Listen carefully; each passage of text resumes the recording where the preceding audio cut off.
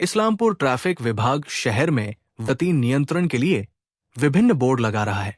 शहर के विभिन्न महत्वपूर्ण स्थानों पर जागरूकता संबंधित विभिन्न यातायात बोर्ड लगाए जा रहे हैं। शहर भर में साइन बोर्ड लगाए जा रहे हैं जो ये दर्शाते हैं कि किन सड़कों पर गति नियंत्रण आवश्यक है, कहां हॉर्न नहीं बजाए जा सकते और कहां किस गति तक वाहन चलाने जा सकता है। ये बोर्ड शहर के विभिन्न महत्वपूर्ण स्थानों पर लगाए जा रहे हैं ताकि वाहन गति नियंत्रण हो सके और आम लोगों को भी लाभ मिल सके। ইসলামপুর ট্রাফিক গার্ড থেকে ট্রাফিক বোর্ডগুলো লাগানো হচ্ছে যাতে ভেহিকেলরা সেই ট্রাফিক নিয়মকানুন সঠিকভাবে মেনে চলাচল করে। কি লাগানো হচ্ছে?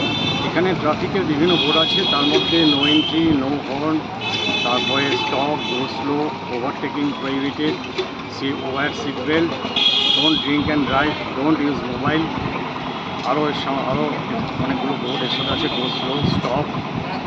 মানে কেন লাগানো হচ্ছে?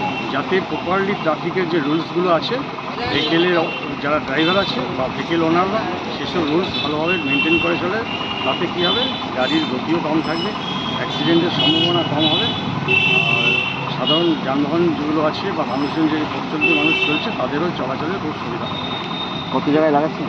আমরা ইসলামপুরে প্রায় আগে লাগিয়েছি। ইসলামপুরে টোটাল 45 পিসেস আছে, তার মধ্যে 23 অলরেডি লাগানো হয়ে গেছে। এখন 22টা আমরা লাগাবো, 22 নাম্বার 22 লাগাবো। কী নাম আপনার? আমার নাম সুজিত কুমার সরকার।